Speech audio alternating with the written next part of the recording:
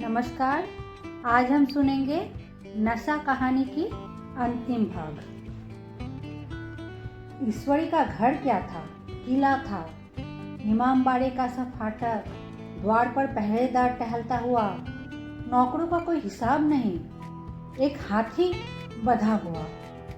ईश्वरी ने अपने पिता, चाचा, ताऊ आदि सब से मेरा परिचय कराया और उसी अतिशयोक्ति के साथ ऐसी हवा बांधी कि कुछ न पूछिए।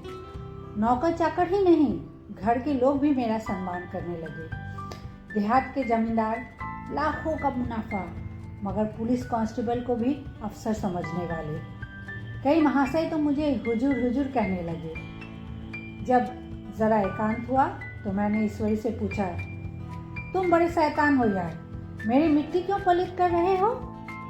ईश्वरी ने सुदृढ़ मुस्कान के साथ कहा, इन गधों के सामने यही चाल जरूरी थी, वरना सीधे मुंह बोलते भी नहीं। जरा देर बाद एक नाई हमारे पांव दबाने आया। कुंवर लोग स्टेशन से आए हैं, थक गए होंगे। ईश्वरी ने मेरी ओर इशारा करके कहा, पहले कुंवर साहब के पांव दबा। मैं चारपाई पर लेटा हुआ था। मेरे जीवन में ऐसा शायद ही कहीं कभी हुआ हो कि किसी ने मेरे पांव दबाए हो। मैं इसे अमीरों के चोंचले, रईसों का गधापन और बड़े आदमियों की मुठमर्दी और जाने क्या क्या कहकर ईश्वरी का परिहास किया करता था।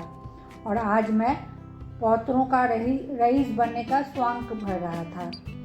इतने में 10 बज गए। पुरानी सभ्यता के लोग थे। नई रोशनी अभी केवल पहाड़ की चोटी तक पहुंच पाई थी। अंदर से भोजन का बुलावा आया। हम स्नान करने चले। मैं हमेशा अपनी धोती खुद छांट लिया करता हूँ, मगर यहाँ मैंने ईश्वरी की ही भांति अपनी धोती भी छोड़ दी। अपने हाथ अपनी धोती छांटते शर्म आ रही थी। अंदर भोजन करने चले। होटल में जूते पहने मेज पर डटते थे। यहाँ पाँव धोना आवश्यक था। कहार पानी लिए खड़ा था। ईश्वरी ने पाँव बढ़ा दिए। कहार ने उसके पाँव धोए। मैंने भी पाँव बढ़ा दिए। कहार ने मेरे पाँव भी धोए। मेरा वो विचार न जाने कहाँ चला गया था। सोचा था वहाँ देहात में एकाग्र होकर खूब पढ़ेंगे, पर यहाँ सारा दिन सैर सपाटे में कट जाता था। कहीं नदी में बजरे पर सैर कर रहे हैं, कहीं मछलियों या चिड़ियों का शिकार खेल रहे हैं, कहीं पहलवानों की कुश्ती देख रहे हैं, कहीं शतरंज पर जमे हैं। ईश्वरी खूब अंडे मंगवाता और कमरे में स्टोव पर ऑमलेट बनते। नौकरों का एक जत्था हमेशा घिरे रहता।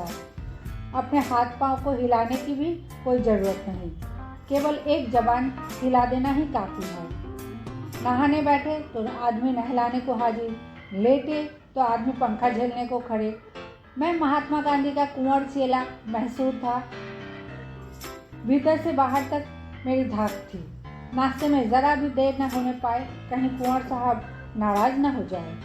बिछावन ठीक समय पर लग जाए, कुंवर साहब के सोने का समय आ गया। मैं ईश्वरी से भी ज़्यादा नाजुक दिमाग बन गया था, या बनने पर मजबूर किया गया था। ईश्वरी अपने हाथ से बिस्तर बिछा ले, लेकिन कुंवर मेहमान अपने हाथों से कैसे अपना बिछावन बिछा सकते हैं? उनकी महानता में बट्टा लग जाएगा। एक दिन सचमुच यही बात हो गई। ईश्वरी घर में था। शायद अपनी माता से कुछ बातचीत करने में देर हो गई। यहाँ 10 बज गए। मेरी आंखें नींद से झपक रही थी, मगर बिस्तर कैसे लगाऊं? कुंवर जो ठहरा। कोई 11:30 बजे महरा आया। बड़ा मुँह लगा नौकर था। घर के धंधों में मेरा बिस्तर लगाने की उसे सुधि ही न रही। अब जो याद आई तो भागा हुआ आया। मैंने ऐसी डांट बताई कि उसने भी याद किया होगा। ईश्वरी मेरी डांट सुनकर बाहर निकल आया और बोला, तुमने बहुत अच्छा किया। ये सब हरामखोर इसी व्यवहार के योग्य है। इसी तरह ईश्वरी एक दिन एक जगह दावत में गया हुआ था। शाम हो गई पर लैंप न जला। लैंप मेज पर रखा हुआ था, दियासलाई भी वहीं थी, लेकिन ईश्वरी खुद कभी लैंप नहीं जलाता था। फिर कुंवर साहब कैसे जलाएं? मैं झुंझला रहा था। समाचार पत्र आया रखा हुआ था। जी उधर लगा हुआ था, पर लैंप नदारत। दैवयोग से उसी वक्त मुंशी रियासत अली आ निकले। मैं उन्हीं पर उबल पड़ा। ऐसी फटकार बताई कि बेचारा उल्लू हो गया। तुम लोगों को इतनी फिक्र भी नहीं कि लैंप जलवा दो?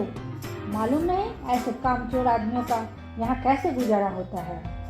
मेरे यहाँ घंटे भर निर्वाणा है। रियासत अली ने कांपते हुए हाथों से लैंप जला दिया। वहाँ एक ठाकुर अक्सर आया करता था। कुछ मनचला आदमी था, महात्मा का परम भक्त। मुझे महात्मा जी का चेला समझकर मेरा बड़ा लिहाज करता था, पर मुझसे कुछ पूछते संकोच करता था। एक दिन मुझे अकेला देखकर आया और हाथ बांधकर बोला, सरकार तो गांधी बाबा के चेले हैं ना। लोग कहते हैं यहाँ सुराज हो जाएगा तो जमींदार न रहेंगे। मैंने शान जमाई, जमींदारों के रहने की जरूरत ही क्या है? ये लोग गरीबों का खून चूसने के सिवा और क्या करते हैं? ठाकुर ने पूछा, तो क्यों सरकार, सब जमींदारों की जमीन छीन ली जाएगी? मैंने कहा, बहुत से लोग खुशी से दे देंगे, जो लोग खुशी से न देंगे उनकी जमीन छीननी ही पड़ेगी। हम लोग तो तैयार बैठे हुए हैं। ज्यों ही स्वराज्य हुआ अपने सारे इलाके असामियों के नाम हिब्बा कर देंगे। मैं कुर्सी पर पांव लटका बैठा था। ठाकुर मेरे पांव दबाने लगा, फिर बोला, आजकल जमींदार लोग बड़ा जुल्म करते हैं सरकार। हमें भी हुजूर अपने इलाके में थोड़ी सी ज़मीन दे दे तो चलकर वहीं आपकी सेवा में रहें। मैंने कहा, अभी तो मेरा कोई अख्तियार नहीं है भाई, लेकिन ज्यों ही अख्तियार मिला मैं सबसे पहले तुम्हें बुलाऊंगा। तुम्हें मोटर ड्राइवरी सिखाकर अपना ड्राइवर बना लूँगा। सुना, उस दिन ठाकुर ने खूब भंग पी और अपनी स्त्री को खूब पीटा और गांव के महाजन से लड़ने पर तैयार हो गया। छुट्टी इस तरह तमाम हुई और हम फिर प्रयाग चले। गांव के बहुत से लोग हम लोगों को पहुंचाने आए। ठाकुर तो हमारे साथ स्टेशन तक आया। मैंने भी अपना पार्ट खूब सफाई से खेला और अपनी कुबेरोचित विनय और देवत्व की मुहर हरेक हृदय पर लगा दी। जी तो चाहता था हरेक को अच्छा इनाम दूं, लेकिन वो सामर्थ्य कहाँ थी। वापसी टिकट था ही, केवल गाड़ी में बैठना था, पर गाड़ी आई तो ठसाठस भरी हुई। दुर्गा पूजा की छुट्टियां भोगकर सभी लोग लौट रहे थे। सेकंड क्लास में तिल रखने की जगह नहीं, इंटर क्लास की हालत उससे भी बदतर। ये आखिरी गाड़ी थी, किसी तरह रुक न सकते थे। बड़ी मुश्किल से तीसरे दर्जे में जगह मिली।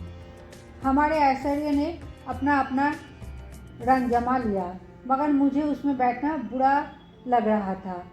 आए थे आराम से लेटे लेटे, जा रहे थे सिकुड़े हुए, पहलू बदलने की भी जगह न थी। कई आदमी पढ़े लिखे भी थे, आपस में अंग्रेजी राज्य की तारीफ करते जा रहे थे। एक महाशय बोले, ऐसा न्याय तो किसी राज्य में नहीं देखा, छोटे बड़े सब बराबर। राजा भी किसी पर अन्याय करे तो अदालत उसकी भी गर्दन दबा देती है। दूसरे सज्जन ने समर्थन किया, अरे साहब, आप खूब बादशाह पर दावा कर सकते हैं, अदालत में बादशाह पर डिग्री हो जाती है। एक आदमी जिसकी पीठ पर बड़ा सा गट्ठर बंधा था, कलकत्ते जा रहा था। कहीं गठरी रखने की जगह ना मिली थी, पीठ पर बांधे हुए था। इससे बेचैन होकर बार बार वो द्वार पर खड़ा हो जाता। मैं द्वार के पास ही बैठा हुआ था। उसका बार बार आकर मेरे मुंह को अपनी गठरी से रगड़ना मुझे बहुत बुरा लग रहा था। एक तो हवा यूं ही कम थी, दूसरे उस गंवार का आकर मेरे मुंह पर खड़ा हो जाना मानो मेरा गला दबाना था। मैं कुछ देर तक जब्त किए बैठा रहा। एकाएक मुझे क्रोध आ गया। मैंने उसे पकड़कर ढकेल दिया और 2 तमाचे जोर जोर से लगाए। उसने आंखें निकाल कर कहा, क्या मारते हो बाबा जी, हमने भी किराया दिया है। मैंने उठकर 2-3 तमाचे और जोड़ दिए। गाड़ी में तूफान आ गया। चारों ओर से मुझ पर बौछारें पड़ने लगी। अगर इतने नाजुक मिजाज हो तो अव्वल दर्जे में क्यों नहीं बैठे? कोई बड़ा आदमी होगा तो अपने घर का ऊपर होगा। मुझे इस तरह मारते तो दिखा देता। क्या कसूर किया था बेचारे ने? गाड़ी में सांस लेने की जगह नहीं, खिड़की पर जरा सांस लेने खड़ा हो गया तो इस पर इतना क्रोध। अमीर होकर क्या आदमी पर इंसानियत बिल्कुल खो देते हो? ये भी अंग्रेजी राज है, जिसका आप बखान कर रहे थे। एक ग्रामीण बोला, दफ्तरन में घुसन तो पावत नहीं, उस पर इतना मिजाज। ईश्वरी ने अंग्रेजी में कहा, what an idiot you are be. और मेरा नशा कुछ कुछ उतरता हुआ मालूम होता था।